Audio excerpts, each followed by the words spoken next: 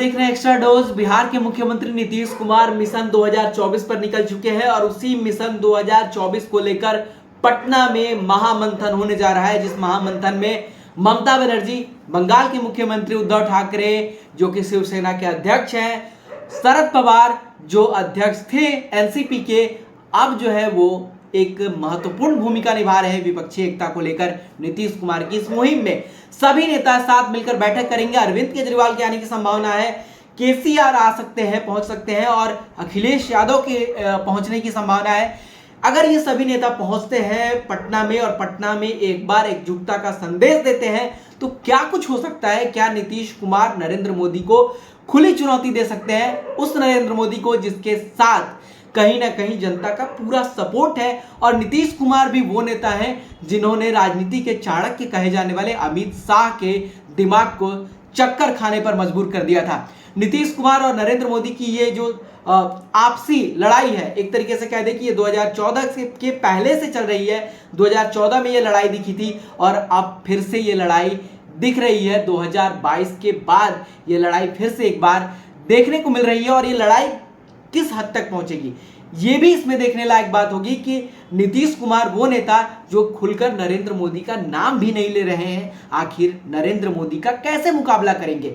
नरेंद्र मोदी के सामने नीतीश कुमार के सामने उनके बड़े लंबे चौड़े जो गठबंधन के नेता हैं जिनकी डिमांड बहुत अधिक है, क्या इन सभी चीजों से नीतीश कुमार पार पा पाएंगे। और अगर इन चीजों से पार पाते हैं तो क्या नरेंद्र मोदी के खिलाफ जो अभियान है उसमें उन्हें कामयाबी मिल पाएगी, जनता का सपोर्ट मिल पाएगा। ये बहुत महत्वपूर्ण है क्योंकि 2014 में नरेंद्र मोदी के खिलाफ नीतीश कुमार लोकसभा चुनाव में किस्मत आजमा चुके हैं अपनी पार्टी का। नीतीश कुमार ने खुद चुनाव नहीं लड़ा था, लेकिन नीतीश कुमार की पार्टी नरेंद्र मोदी को खुली चुनौती देकर उस समय लड़ाई लड़ी थी, लेकिन उनका क्या हाल हुआ ये सबको याद रखना चाहिए। और ये भी याद रखना चाहिए कि जो देश में माहौल बन रहा है एक तरीके से विपक्षी एकता को लेकर, सारे दल जो है वो एक तरीके से आप कह दें कि कांग्रेस के अब पक्ष में जाते हुए दिख रहे हैं। ये नीतीश कुमार के लिए बड़ी चुनौती साबित होने जा रही है। कर्नाटक चुनाव के बाद पूरा समीकरण बदल चुका है। अब वो नेता जो कांग्रेस को बार्गेन कर रहे थे, अब वो कांग्रेस के पीछे चलने के लिए तैयार हैं। इसका मुख्य एग्जाम्पल है ममता बनर्जी। ममता बनर्जी ने कह दिया है कि केंद्र के खिलाफ लड़ाई में कांग्रेस को उनका फुल समर्थन है, बिना किसी शर्त के समर्थन है। ये बड़ी बात है और नीतीश कुमार के लिए बड़ी बात इसलिए है क्योंकि नीतीश कुमार जो अपने आप को दावेदार मान रहे हैं प्रधानमंत्री पद के, अगर कांग्रेस मजबूत होती है तो उनके दावेदारी पर कहीं ना कहीं प्रतिबंध लग सकता है और दावेदार राहुल गांधी या कांग्रेस के बड़े कोई नेता या ममता बनर्जी या कांग्रेस जिसे चाहे कि उसे सपोर्ट करके बना सकती है। अरविंद केजरीवाल भी इस रेस में, अरविंद केजरीवाल सीधे सीधे मुकाबला नरेंद्र मोदी से करने के फिराक में है। और यूं कह सकते हैं आप कि ये जो विपक्षी एकता की बात हो रही है, कहीं ना कहीं इसमें सबका अपना अपना निजी स्वार्थ भी है। क्योंकि झारखंड में हेमंत सोरेन केंद्र सरकार के द्वारा कहा जाता है कि सताए हुए हैं। दिल्ली में आप देख रहे हैं केंद्र और राज्य की लड़ाई। बाकी ममता बनर्जी भी केंद्र की सताई हुई हैं, ममता बनर्जी ऐसा कहती हैं। और जितने भी विपक्षी एकता को लेकर जितने भी नेता गोलबंदी कर रहे हैं, ये सभी कहीं ना कहीं केंद्र के और बीजेपी की नीतियों से कहीं ना कहीं प्रभावित हैं। चाहे वो उद्धव ठाकरे हो, उद्धव ठाकरे की पार्टी में जिस तरीके से सेंधमारी हो गई, उद्धव ठाकरे को सोचने पर मजबूर कर दिया कि आखिर उनकी राजनीतिक दिशा और दशा क्या आगे चलकर होगी। शरद पवार भी अपनी राजनीतिक जमीन तलाशने में लगे हैं। उनकी बेटी जो है सुप्रिया सुले और अजीत पवार जो है, वो सभी लोग अपने अपने राजनीतिक धुरी की तलाश में जुटे हुए हैं। लेकिन क्या सबको सफलता मिल पाएगी? क्या नीतीश कुमार सबको एक करके जो लेकर आगे चलने की कोशिश में जुटे हुए हैं, क्या नीतीश कुमार को सफलता मिल पाएगी? जनता साथ देगी? जनता की बात कर लें तो समीकरण क्या है? बीजेपी चाहती है कि जो लड़ाई लड़ी जाए वो कहीं ना कहीं धर्म के आधार पर लड़ी जाए और कहीं ना कहीं पोलराइज करने की बीजेपी के नेताओं की ये चाल रहती है कि कहीं ना कहीं चुनाव को पोलराइज कर दिया जाए और उससे हिंदू और मुसलमान पर लेकर जाया जाए और हिंदुत्व को एक मुद्दा बनाकर लड़ा जाए। दूसरी तरफ जो क्षेत्रीय दल है जो इकट्ठा हो रहे हैं, उनकी ये रणनीति होती है कि अपने अपने क्षेत्र में वो जो कास्ट बेस्ड वोट्स हैं उनको साधें और वोट को जो है अपने तरफ जो भी समीकरण जो है, जो कास्ट बेस्ड है, जो जातिगत है, उन्हें अपने तरफ लेकर आए। और इसी कड़ी में बिहार में जो है महागठबंधन गढ़ा गया है और महागठबंधन में जितने भी नेता हैं सभी किसी न किसी एक खास वर्ग को रिप्रेजेंट करते हैं, चाहे वो जीतन राम मांझी हो। आरजेडी जो है वो उसे भी माना जाता है एक खास वर्ग उसे सपोर्ट करता है। ये अलग बात है कि आरजेडी बिहार में एक मुख्य दल रही है जिसका जनाधार जो है वो सबसे अधिक है। बीजेपी 2 नंबर की पार्टी और कहीं ना कहीं नीतीश कुमार जिन्होंने इतने लंबे समय तक बिहार में राज किया, उनका कोई जनाधार नहीं है। नीतीश कुमार की ये सबसे बड़ी विफलता भी है, ये सबको याद रखना चाहिए। इन सारी चीज़ों को जब आप एक फ्रेम में देखेंगे, आप अगर इसका तुलना करेंगे तो आप कहीं ना कहीं ये पाएंगे कि राह आसान किसी के लिए भी नहीं है। अगर आप जो भी दल क्षेत्र में है, जो भी दल अपने अपने राज्य तक सीमित है, अगर हेमंत सोरेन की बात की जाए तो वो नीतीश कुमार को क्या बिहार में दे सकते हैं? क्या झारखंड में वो क्या दे सकते हैं? नीतीश कुमार की बात की जाए तो नीतीश कुमार झारखंड में हेमंत सोरेन को क्या मजबूती दे सकते हैं? हर राज्य में जो गठबंधन है, जो एक साथ अभी है, वो कुछ अच्छा कर सकते हैं, वो कुछ केंद्र सरकार के खिलाफ, नरेंद्र मोदी के खिलाफ एकजुटता दिखा सकते हैं। लेकिन अगर ये बात की जाए कि नीतीश कुमार झारखंड में कोई प्रभाव डाल दें तो ये बहुत ही मुश्किल है और ये ना के बराबर है।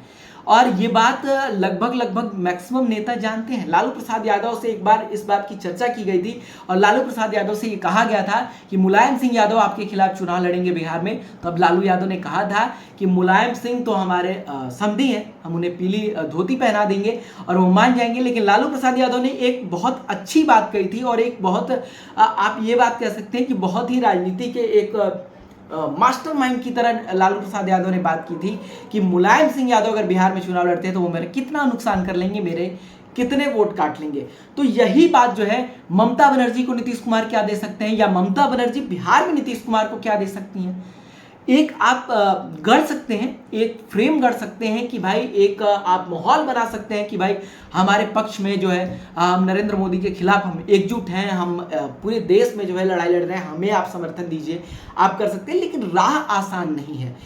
कहने का मतलब यही है कि कुल मिला के कि राह आसान महागठबंधन के लिए भी नहीं है और राह आसान अब प्रधानमंत्री नरेंद्र मोदी के लिए भी नहीं है और बीजेपी के उन नेताओं के लिए भी नहीं है जो नरेंद्र मोदी के सारे अपने अपने संसदीय क्षेत्र में 5 साल बैठकर और उन्होंने एक तरीके से कहे कि जनता का खून पिया है। कहीं ना कहीं आप हिंदू मुसलमान के बल पर आप हर चुनाव नहीं जीत सकते हैं, आप पोलराइजेशन के दम पर हर चुनाव नहीं जीत सकते। कुछ नेता जो हैं वो हमेशा पोलराइजेशन के मूड में रहते हैं, चाहे वो कास्ट को लेकर हो, चाहे वो धर्म को लेकर हो, लेकिन इससे काम नहीं चलेगा। चाहे वो बीजेपी के नेता हो, चाहे वो अन्य दल के नेता हो, चाहे वो कांग्रेस के नेता हो, चाहे वो किसी दल के नेता हो, आपको जनता को जवाब देना पड़ेगा। आपकी जवाबदेही जनता को सुनिश्चित करनी पड़ेगी। आप अगर ये चाहेंगे कि बस बात बनाकर चुनाव जीत जाए तो आप नहीं जीत सकते। नरेंद्र मोदी के नाम पर आप सिर्फ चुनाव नहीं जीत सकते। वो लहर आप ये तरीके से आप कहें कि आप नरेंद्र मोदी के नाम पर आप कितने दिन तक आप राज्यों का हाल देख रहे हैं। कर्नाटक में बीजेपी चली गई, आप बहुत सारे जगहों पर बीजेपी की हालत ठीक नहीं है। बिहार में नीतीश कुमार के साथ बीजेपी थी, बीजेपी के नेताओं के कारण आप कह ले या नीतीश कुमार की महत्वाकांक्षा के कारण कह ले, बीजेपी यहाँ से बिहार से भी साफ हो गई। तो कहीं ना कहीं आप कह सकते हैं कि बीजेपी के जो नेता हैं उन्हें फिर से एक बार सोचना पड़ेगा कि भाई उनकी भी कुछ जवाबदेही है अपने अपने क्षेत्र को लेकर है। और नरेंद्र मोदी का एक फैक्टर है, इससे कोई इनकार नहीं कर सकता कि नरेंद्र मोदी अभी भी देश में एक फैक्टर के रूप में काम करते हैं। लोगों के दिल पर मोदी राज करते हैं। ऐसा मोदी के जो विरोधी हैं वो भी कहते हैं कि मोदी भक्त, यानी कि कुछ लोग ऐसे हैं जो कि बिल्कुल टस से मस होने वाले नहीं हैं। चाहे वो आप ऐसा ही देखा जाता है आरजेडी के पक्ष में, आरजेडी के जो सपोर्टर हैं वो भी टस से मस होने वाले नहीं हैं। बाकी जो दल है अलग अलग राज्यों में आप कह सकते हैं कि उनके भी वोटर हैं, लेकिन नीतीश कुमार जैसे नेता जो है वो अपना कोई वोट बैंक नहीं बना पाए, ये सबसे बड़ी विफलता है। लेकिन नीतीश कुमार विपक्षी गोलबंदी को लेकर आगे बढ़ रहे हैं, विपक्ष को गोलबंद कर रहे हैं, विपक्ष को आगे लेकर चलना चाहते हैं। इसमें उनको कितनी सफलता मिल पाती है ये देखने वाली बात होगी और ये आगे चलकर पता लगेगा कि नीतीश कुमार की रणनीति जो है कितनी कारगर है। तो हमने आपको इस वीडियो में ये समझाने की कोशिश की कि राह आसान किसी के लिए भी नहीं है, चाहे वो नीतीश कुमार भले ही एकजुटता को लेकर मीटिंग करने जा रहे हैं, लेकिन राह आसान नीतीश कुमार की नहीं है। चुनौतियां उनके सामने भी बहुत है। उन्हीं के जो महागठबंधन के नेता हैं, हर एक नेता उनके आगे एक चुनौती है। और अगर नीतीश कुमार 2024 में नहीं कुछ कमाल कर पाते हैं तो नीतीश कुमार के लिए चुनौती और आगे बढ़ जाती है, क्योंकि आरजेडी इस फेरे में है कि अगर नीतीश कुमार 2024 में ठिकाने लगा दिए जाते हैं, यानी कि केंद्र की तरफ रुख कर जाते हैं, तो कहीं ना कहीं 25 का रास्ता साफ हो जाएगा और तेजस्वी यादव को कुर्सी मिल जाएगी। आरजेडी फिर से पूर्ण एक तरीके से कहें कि सत्ता संभालने के क्रम में आ जाएगी और पूरी तरीके से आरजेडी का राज हो जाएगा। तो फिलहाल इस वीडियो में इतना ही।